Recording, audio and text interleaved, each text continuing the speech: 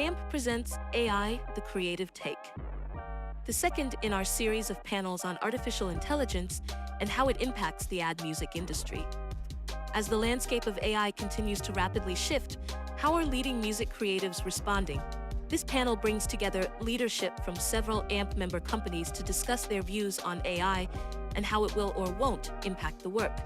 Hear from Ravi Krishnaswami, partner at COPILOT Music Sound, Michael MG Gross, partner and managing director at Squeak E, and Kris Roggemann, creative producer and partner at Mophonics, as they discuss the possibilities, challenges, and latest developments in generative AI, AI voice, music discovery, and more. Moderator, Amy Crawford, ECD at Made Music Studio. Thank you all for joining. This is our second panel in a series of conversations that AMP is having this year around AI and creative and production. Our first conversation that we had was in May. It was called The Tools, and we spoke to a product leader at Isotope and Native Instruments about sort of their workflow, their product roadmap, the work that they're doing to innovate in terms of their tools as it relates to music production.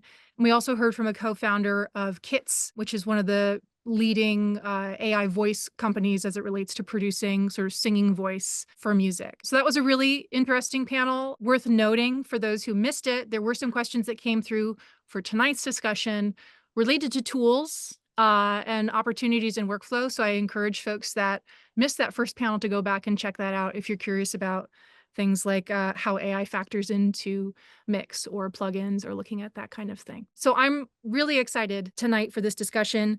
This panel is called The Creative Take. How is AI impacting how we work? So we have three awesome guests tonight. We have Kris Roggemann, who is creative producer and partner at Mophonics Music Sound. We also have Michael MG Gross, who is partner and managing director for USA at Squeak E Studios. Last but not least, we have Ravi Krishnaswami, who is a partner at COPILOT Music Sound. Ravi, I wanted to start with you.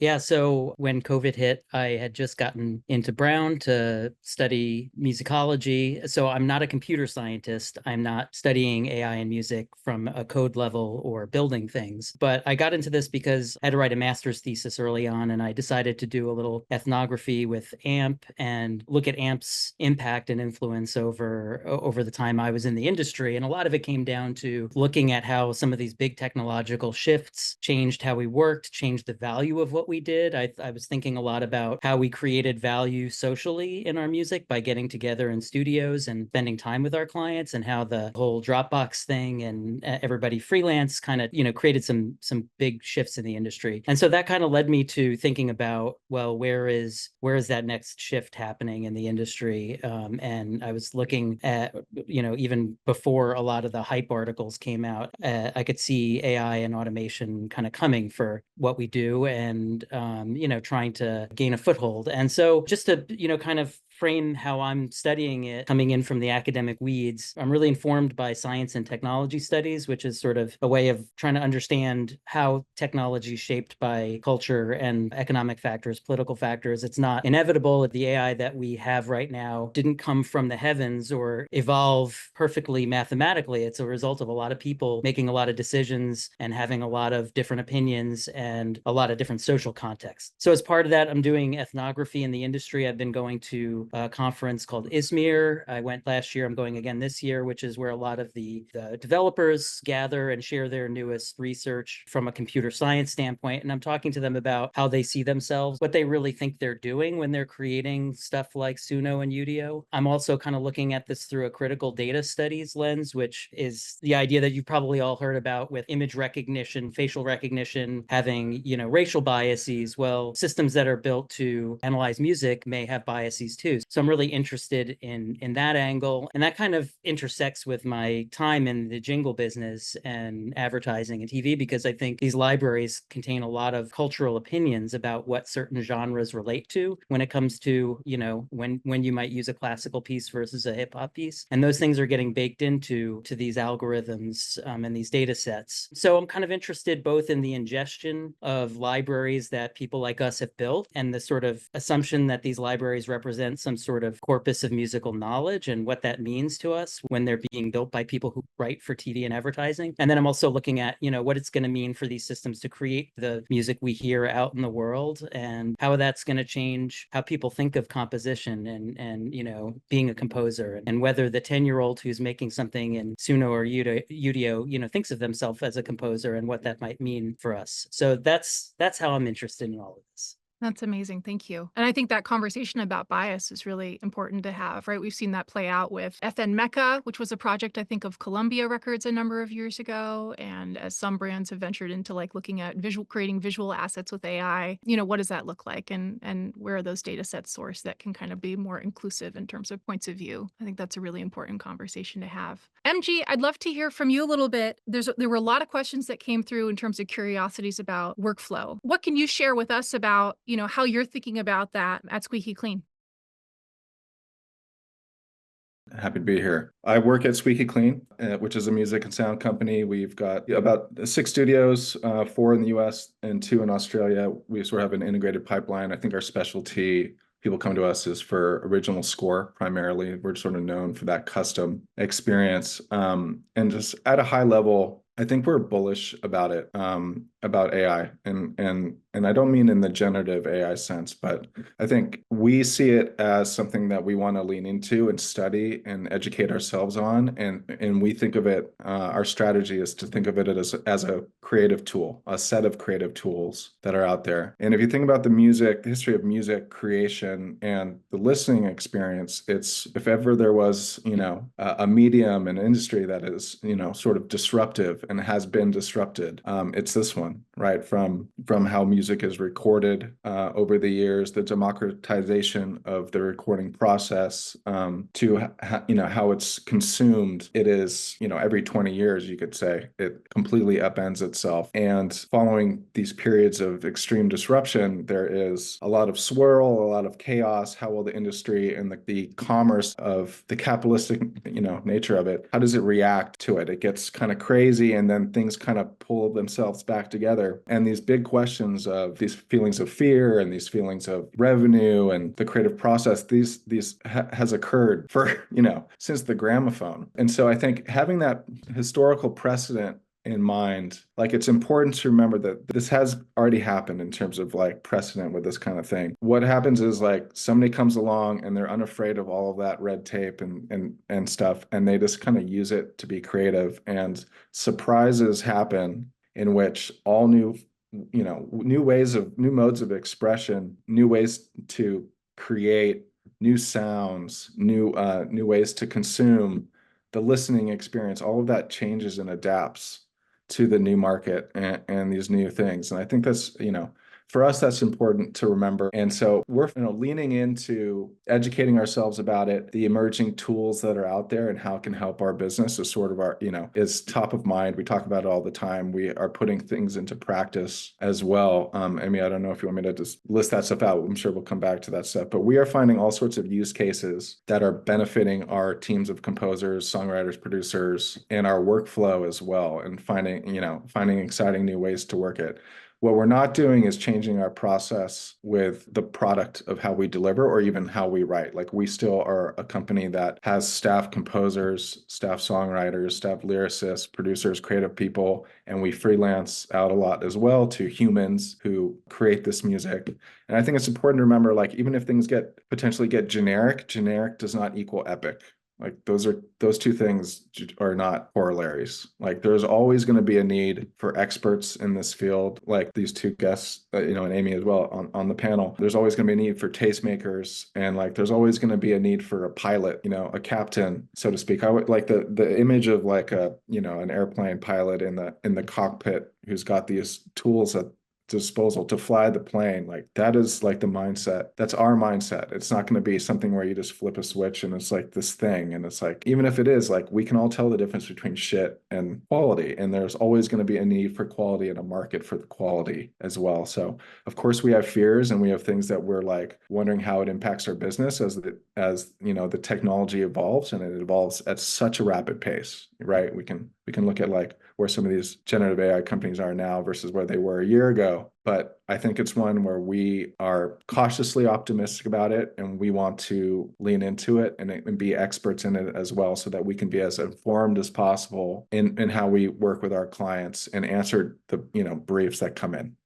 And the different types of briefs as well. So I think that's kind of our official high level position on it, and we can drill into like some of the use cases and things, things like that. So Kris, I'd also love to hear from you. I mean, recently you had written an article in Little Black Book talking about some of your experiments looking at generative AI. It's great to be here. I really have been AI curious for a while, if that's a term. Being like a sci-fi fan, I think like a lot of our imaginations run wild with like what AI could be and could turn into. Definitely experimented over the years with some of the programs that had come out. Image generation with DALL-E was a lot of fun. Really trying to like educate myself about it as things were coming out, and then thinking how they could apply to music, because it really hasn't been until much more recently that generative AI has really turned a lot of heads with music creation. So enter Suno and then Udio, and definitely, like I said, it was a bit of a heart-stopping moment at first. I mean, to be quite candid, being able to do a text to music creation, get 2 options back in 2 minutes, it was a bit shocking and staggering, really. But very quickly, it kind of realized many things about it. So certain things it seemed to do pretty well, and other things not so well. So just playing around with those 2 programs, specifically, definitely more of the formulaic genres it had an easier time with. I think I called on the article like doo-wop and hair metal, for instance, like things that are, doo-wop has generally pretty narrow set of chords and harmonies that happen. It was in a kind of a condensed period of time. So, that was things that came back from those prompts were a little stronger than, say, putting in like a Broadway style song, which could be interpreted a lot of different ways. So that was one thing. Also, like a big thing were lyrics. Some of them were believable.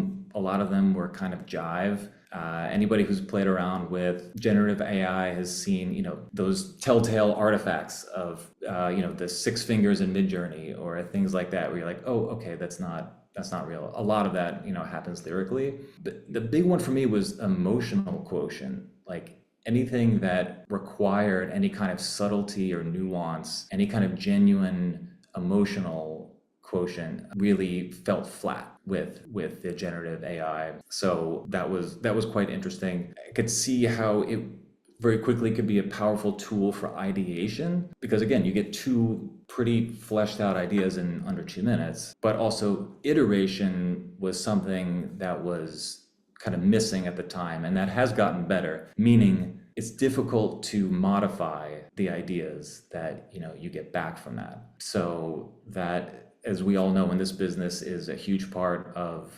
revisions and the kind of washing machine of rinse and repeat that we have to do when we're making bespoke music for advertising. But the big red flag for me playing around with this was the very blatant infringement, copyright infringement, and vocal impersonation that was happening from this, because these, my understanding of these models is, and there are other more luminary academics on this panel who could like set me straight here, but it's their diffusion model, which basically means that they're trained on a huge corpus of works, many of which are copyrighted, and therefore you have the potential to create work that contains copyrighted material in there. And that's exactly what happened within the first couple hours of playing around with this technology, which, fast forward a few weeks from that, and Suno and Udio were both sued by all the major labels, much to nobody's surprise. Also, vocal impersonation, as I mentioned, this is a big watch out for anybody in this industry to begin with. But knowing these models were trained on existing recordings, you know, getting back things that definitely sound like very famous and possibly very litigious artists. So that was my initial experience in kind of doing a deep dive into these programs. Yeah. And it'll be interesting to see what happens with those lawsuits for sure. Mhm. You know, I think it's also reasonable to call out there are a number of AI companies that are training on data sets that they've acquired legally. You know, Absolutely. one of them I can think of is Gen 1, right, from Mhm. Futureverse, which just announced a product. If anybody's played with those, to me, they don't feel as caught up, so to speak, in terms of, you know, their ability to deliver on, you know, prompt, or like how, as a user, you're able to interact and feel like you're getting back a more record credible work. But, you know, I don't know, Ravi, if there's any thoughts that you have in terms of just the speed at which, you know, those types of opportunities might, you know, catch up, or just what opportunities lie with, you know, those types of startups, right, that are looking at like a more ethical way of training in terms of data inputs. Yeah, well, I think a lot of them are looking towards libraries like Stability's use of audio sparks, which is a big, you know, library built for licensing for TV and advertising. It's got a robust, you know, set of metadata already there. They, you know, it's all tagged. And I've done some interesting experiments with that. And what's interesting is that you can even find sort of pseudo copyright infringement in libraries for TV, because a lot of legacy data sets include things like tribute to U2 or sounds like Coldplay or corporate in the style of Coldplay. And so you can actually start to prompt Stability to get stuff that sounds like U2 and Coldplay if it's a very highly licensable act. So it's really interesting to see that move. And I think one of the things that's really also interesting is that a lot of these companies that are licensing from libraries are sort of washing their hands of the ethics by saying we're handing over a big check. There's not a lot of transparency about what the libraries are doing with that check in terms of their own writers. And I'd like to see more, you know, come out about that. But I feel like as soon as the copyright board releases, they're supposed to put out some more specific guidance about training and fair use. And I think that could make a whole bunch of companies disappear overnight or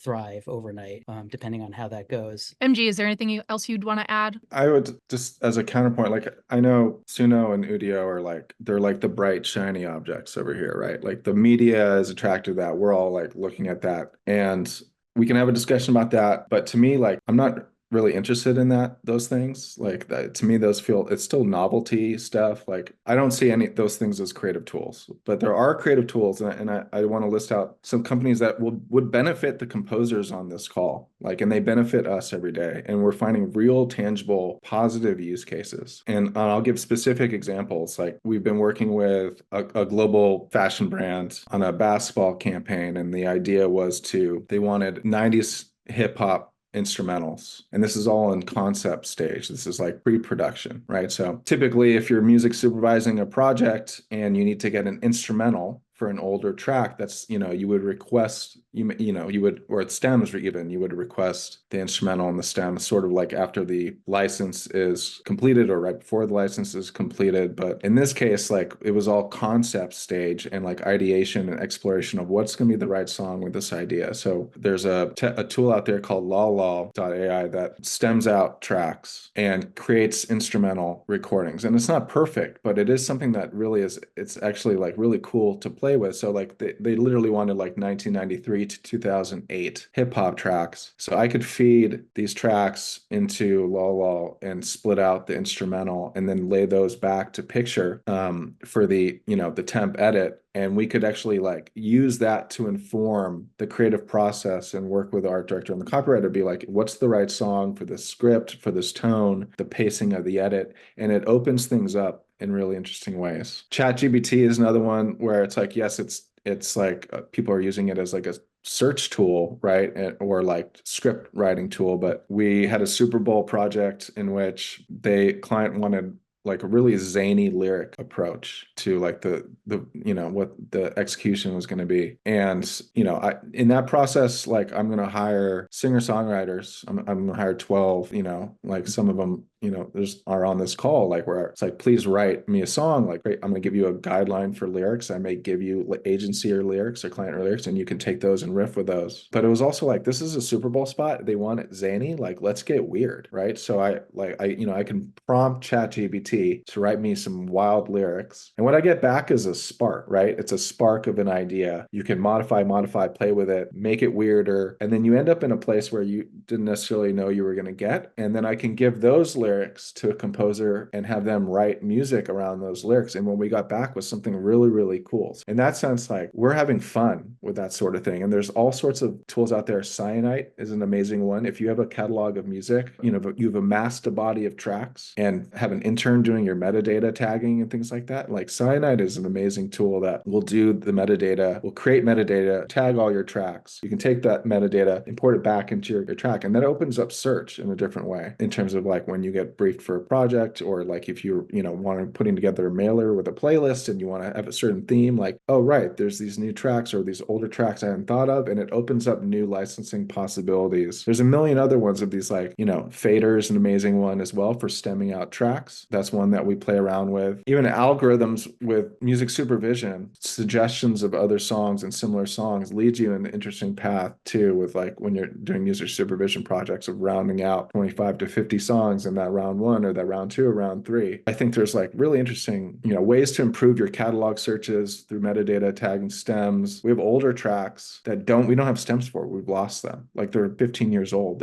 Those stems are gone. Like, there's technology now, and it's not there yet, but it's there now where I can take that older track. I could use some of these new tools. I could potentially stem out these tracks and pivot from not being able to pitch them on projects because, like, people want customizable music from us. Like, we're not like an as-is license kind of shop. Oh, it opens up older tracks that are amazing, but we just have the master recording for. So, then I can pitch these tracks. I can work with these tracks. I can make them work with picture in a new way, and I could satisfy a client request in a way that I haven't been able to do because of like all sorts of reasons of like how we've stored these tracks in the past and things like that. So Suno and Udio are like goofy, they're fun, like they're really interesting. I write a song about our senior engineer on our team who's a wild man. He says the wildest things on calls every week. Like we've written like 12 songs using Suno about him with just like things that he says that are so outrageous, and we send them on Friday and everybody laughs. That's how we're using that stuff for fun. It's like fun to mess around with that stuff, but we're finding really tangible, cool ways to use other forms of AI technology, emerging tools that are out there to impact our business and increase the quality of the product that we create.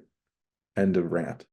I'm laughing because there was a composer I worked with a long time ago who used to always pitch tracks from like deep in his catalog. And somehow that was always the one, right? That the agency was like, we want to use this one. There were no stems available, right? This person would be getting back on a train to go home to try to re-record the entire track to sound like a mix he had made, 7 years prior. So yeah, I think a lot about like some of the tools that you're mentioning, MG. And I think just to say from my perspective, as we've been looking at stuff, here, kits in terms of voice and like mocking up demos for internal purposes, right? Like thinking about, okay, how does this sound if we're going to use, this type of voice, or is it in the right register, right? For a female, soprano versus a tenor or whatever that might look like. Stem separation tools, those have certainly been, helpful for us, even looking at like splitting stems on a spot that we might get, right? If we're, looking at recontextualizing, work against like existing media. Similarity search, as you mentioned, is something that I think is really powerful when you talk about, Cyanite or some of the other products that can do that in terms of metadata tagging or finding similar tracks based on a reference. I don't think that replaces the music supervisor by any means, because outside of the box ideas, I think are really where the special sauce comes from, that human creativity and like search and licensing and sync, but starting points, right? I'm glad you brought up kits. These VO recording tools, like 11 Labs too, like if you're a VO talent, you have to get in the booth and you have to deliver every single script and you have to have your perfect read for it. And that's the job, is demo. But if there's tools where you can capture your voice and your best take or series of takes or tones, tonalities, different types of reads, emotions, and you can use that like saves time with how you pitch your voice. That's an incredible tool that opens up opportunities for VO talent. That's exciting. Like there's ways that it's benefiting people who would otherwise be in the booth in their, the closet in their house with their kids in the other room screaming with the cardboard on the walls and stuff like that. Like that's compelling for me. And for, I think, talent, like they could be excited about that. They might be excited about that type of thing. I'm not a voiceover artist, but I do some VO for like video content, again, that we create here. And I recently cloned my voice because I didn't want to reread a script because we had added in some new lines. Yeah. And I said, let's spend the time just to clone me rather than find time to get back in a booth and do that. And, again, I still don't feel it's a perfect replacement, right? But in terms of communicating an idea or getting something done quickly, right? Like the productivity boosting aspects of some of these tools, I think are really important for everyone to look at and consider, especially if it's like eliminating some of the time and the energy that goes into the things that are less creative in our workflow. Ravi and Kris, I don't know if there's anything else that you want to add or share just in terms of like, as we're thinking about, obviously, yeah, there is that focus on and that fear, right, around copyrighted material and training and like what that like bigger picture future looks like. But, I think it's also good for us to kind of talk a little bit about utilizing AI outside of just music composition. If there's anything else that you want to add or shout out anything else that, we haven't already mentioned. I think to build on that a little bit, like this, for whatever reason, the last couple of years, we get asked to do choirs a lot. Like demos, and being able to create a choir, quickly out of thin air for a pitch, or and especially to your point, MG, like early on, being able to get a tactile, believable product in front of somebody to advance an idea, maybe green light something, get something awarded. That's huge. We're definitely using some of those tools. I think again, like the watch out for me is I actually had a conversation with a freelance composer maybe about a few weeks ago who also works with a library where this composer sells tracks to the library, and this composer sort of sheepishly admitted to me that they have been using Udio and Suno, and sometimes like just using an AI splitter to strip the vocal off, and then sort of reperforming some of the backing tracks that didn't sound quite up to snuff, and then selling these things to a library.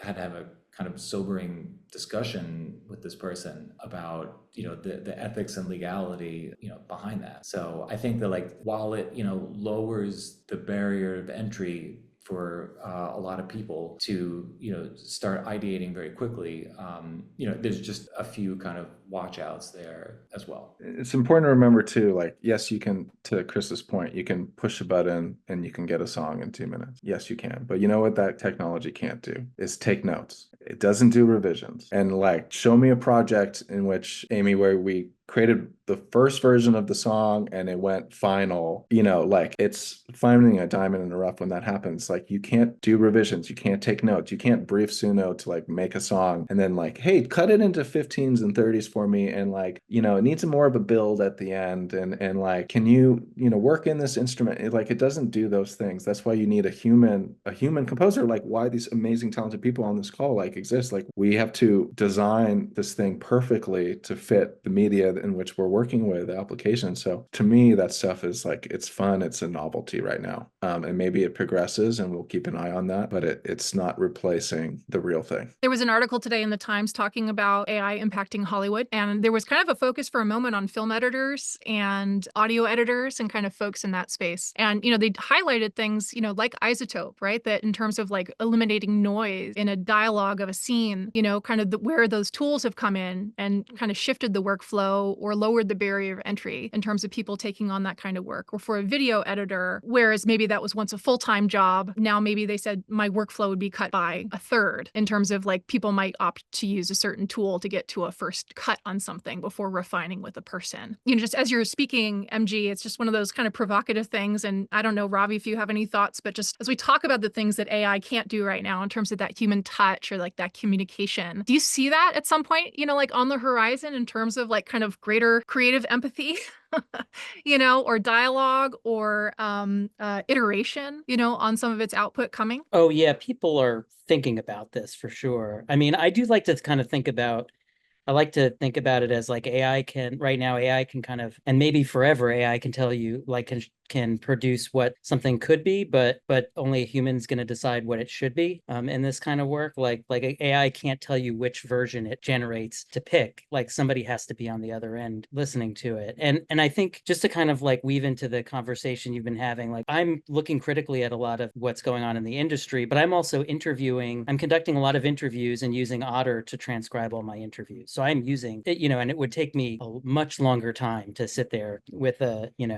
paper and pen. So, and thinking about something like mastering, like I would never really use AI to master a piece I really care about, but I also play in a band and we play these shows and we record the shows. And when I send the shows out to the band, I run them through Ozone's, mastering assistant, because, for a two hours of audio, it makes it sound much better in one click. So, I don't think anybody's going to, anybody can be a purist about this stuff. And I think we're all kind of thinking about how these tools can help, but also, which tools are ethical to use. And, but the one kind of cautionary thing, thinking about this historically and having just written about this sort of democratization of production from studios into laptops and DAWs, is that I think we can probably all agree that when things get faster, we generally don't have a lot of time to sit around and feel creative. We generally have more projects at lower budgets. They start to compress. So there will be an economic impact on some of the work we do, because our clients will expect things back faster and expect more options, and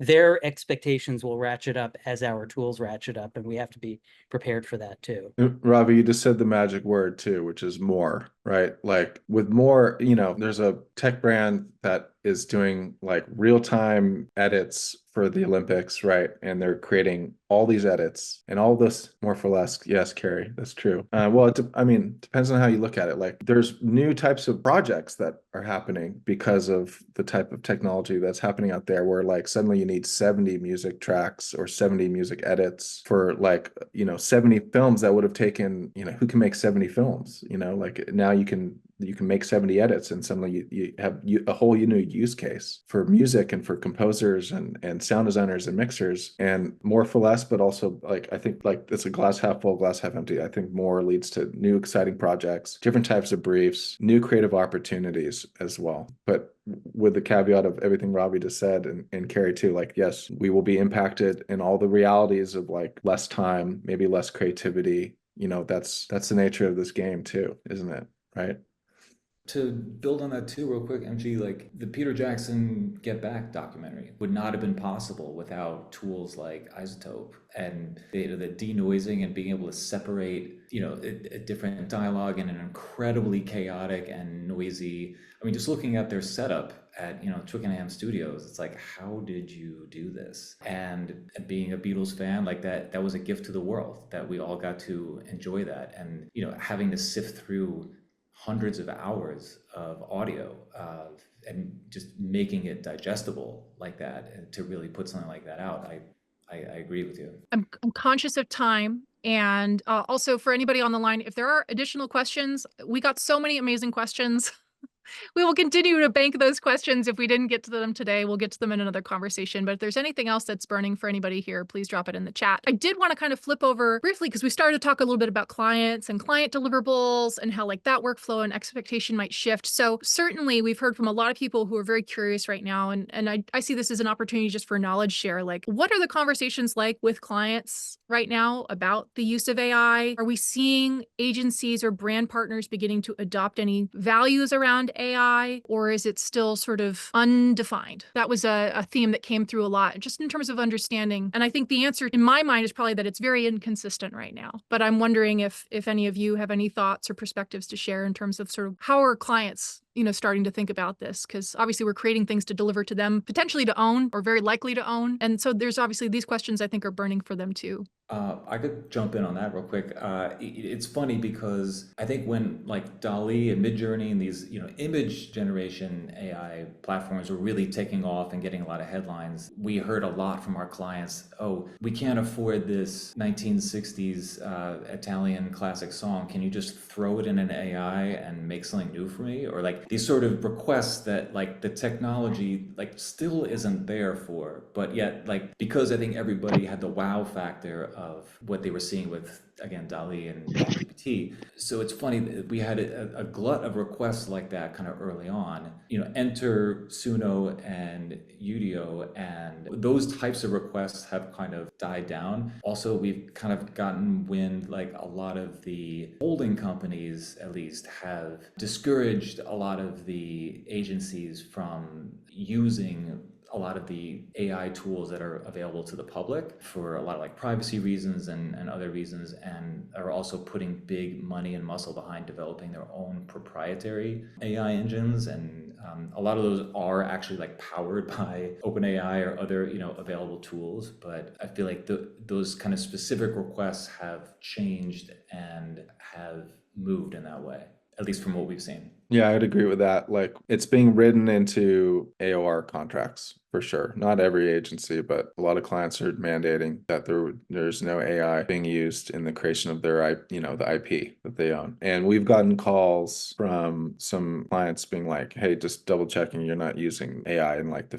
finished product." And it's like, please, don't, like, is the feeling. And I'm respectful of that. But I'm also, for those of us who are watching the Olympics right now, like it's hilarious. Every ad is an AI ad. Like Matthew McConaughey is like a cowboy walking into a bar for Salesforce. Like we're in that like crypto 2 years ago stage where it's just like every Matt Damon and Dogecoin, everything's AI on these ads right now. Amy, you mentioned the Red Lobster thing. Like it's a complex environment right now around like the rules and ethics and the do's and the don'ts. And I think it's just important to be transparent and honest about what our clients want. We'll respect that, and then what other clients want could be something totally different. And we have a client right now that's like, use AI, make AI. Like we want 50,000 unique tracks. Is like I literally have a brief right now about that. And we have a partner in Soundful, which is a music theory company. We're investors in Soundful, and I would encourage everybody to check Soundful out. Like it's trained on music theory, and it uses composers to create tracks and then templatizes things using their technology. Like that's one where it's like I can engage my partner Soundful in something like this because I can't write 50,000 tracks. I can't hire a composer to do that, So it's just it's like anything, it's project dependent and relationship dependent, client dependent. I'm glad you mentioned Soundful, just because in kind of looking at a lot of different platforms, they've stood out to me in my research as like one of the only ones where there's actually people from the music industry involved, really kind of have a vision for how this could work in the music industry. There's a lot of folks in the generative AI space are just coming out of computer science programs and don't really have a sense of how this is going to interface with IP and all the other kinds of contracts we sign. And that's one thing I would mention is just like I always think about if we're asked to sign a music rights agreement or something, and what are we signing at that point if we've used some of these tools, and also what are their own terms of services, terms of use agreements actually say. I think it's really important to go click, like, for in this space, to actually read those legal documents that are on every website, to see a lot of them want to sort of retain all your prompts and maybe even retain the outputs and only license it back to you in a very limited way. And just one other anecdote is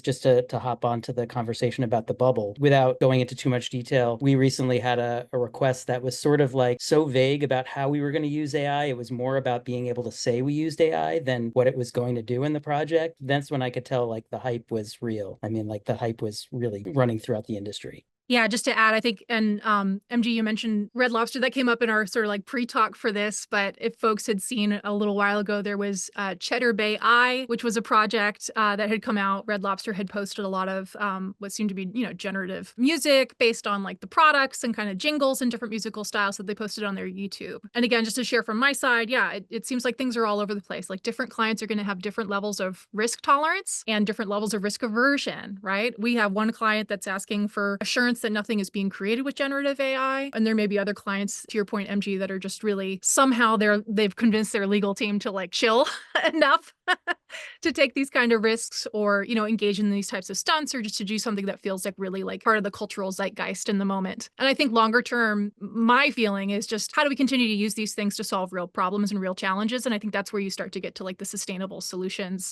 with some of this technology versus things that might just sort of flame out just because people are curious, for a moment. Last last thing I just wanted to kind of talk about was just sort of as we think about the future, I'd just love to hear from everybody sort of what do you feel is the greatest opportunity and like the greatest challenge that our industry, or even on a personal level as a composer or somebody working in music and media, is sort of what are the things that you're thinking about in terms of those opportunities and challenges? If you could each give one. For me, I think I've spoken a lot about the opportunities. With the challenges, I'll speak about the challenge for us, right? Like the value of our IP is something that is on my mind for sure. Over the course of Squeaky Clean's existence, we've written a lot of songs, scratching the surface on what's been used versus what's been created as R&D around a project. And all that stuff is art music, and it goes into a library, a catalog, and it sits there. And we're really proud of those thousands of tracks that we have. And I think the challenge is like, how can I maintain value for that IP? Right? Like that is with anybody who has a catalog, it's like the value of that, maintaining that is going to be something that I think is going to be a real hurdle with the stuff that could be blanketing the internet in a year's time, 18 months time, with just like all the filler and kind of BTL content. So yes, creators, it opens up new types of creator opportunities, but what is the value of the product itself, that kind of thing. So that's definitely on our mind as a challenge that we'll have to, I think as an industry, we have to fight that and maintain value for our product. That's always been a problem in music. Right? Always. And the art that we make, any creative industry, that's like fighting for the art, and the value of that art is never stops. So like that is one that we're all going to have to be mindful of and work to protect. I would say, I mean, at the risk of repeating myself from earlier, the biggest fear or risk, I forget what it was, is probably ethics and legality for me. How do you get consent from people, and people's works, and how are they properly paid for it? And then I think as far as some optimism, I mean, I'm optimistic that we'll always need humanity in this. And also, maybe this is naive, but maybe a 10-year-old playing around with Udio has a spark and wants, and that's the spark for them to pick up a guitar and say, I could do this better than a computer, or it lowers their barrier of entry to getting into a creative field because they were able to kind of get their feet wet with it. Love that. I've talked a lot about the challenges. I think one of the two opportunities that come to mind, I know you said one, but one along what Kris has said, in some ways the generative stuff makes it so easy to create almost anything you can think of that maybe there's an opportunity in being the people who actually know how to do that for real from scratch. Maybe there's a new sort of aura around being able to do that. Like, wow, you can actually do that. I mean, I can just type into my computer, but you can actually do that, and you can get musicians together. I mean, we didn't stop recording musicians when sample libraries got good. We actually always kept fighting for budget to do that and time to do that. And so, I think that's an opportunity is that it almost will refocus on just how special we are as musicians, that we can do this for real. And then another opportunity, I think, just for someone like of my age as a composer, where I have a large library behind me and I have other things in my life, is extending my career through fine-tuning my own model, which is something that I'm trying to do as part of my dissertation project. I'm really interested in those kinds of things. It's something that Soundful is sort of playing with too, with some of their people, but the not using AI to sort of create a machine that represents everybody, but to actually create a machine that represents you and extends your voice and even teaches you about what your voice is by listening back to what those outputs are and saying, okay, what does this understand about who I am as a composer, and how does that come through in its outputs? So I'm interested in that as an opportunity, and the risks I've already talked about. Awesome. Yeah. I mean, I think just to say for myself, I think for me, the fear is not staying aware or not staying abreast of what's happening. There's a long ways to go, right, in all of our careers and like what we're doing in our creative practices. And I think it's really healthy and important to have these conversations. So again, thank you all for being here tonight, to have this discussion. And I think, yeah, I mean, the opportunities, right? I think a lot about barrier to entry. And Kris, you kind of touch on that in terms of thinking about some, young person experimenting with this and having a spark or creating a new idea. And I think, yeah, it's always scary to feel like barriers are being lowered, right? And then what does that mean about like the time and the energy or like the IP? MG, you're talking about like back catalog, like all of that effort that was much more manual, that's involved. But at the same time, I think that it can be good, right, for bringing more voices into this work, right? Because I think for a long time, there's a lot of privilege involved in terms of being able to create this work or having access to the tools. So there can be some positives, right, as we think about like the democratization of music creation to a degree. And I think it's just important for us to kind of stay abreast of it, stay aware of it, and have these discussions. So thank you all for your time. I thought this was a really lovely conversation. So MG, Ravi, and Kris, thank you for joining us and sharing more about your creative work, your company's efforts, your research. And to everybody for joining tonight, thank you for being here. And as I mentioned at the beginning, this is one of several conversations that we're trying to have this year around AI. There will be a third discussion, hopefully before the end of the year. So stay tuned for that. So thanks for joining, and we'll see you at the next one. Take care. Thank you, Amy. Thanks, everybody. Thank you, Amy. Thank you, fam.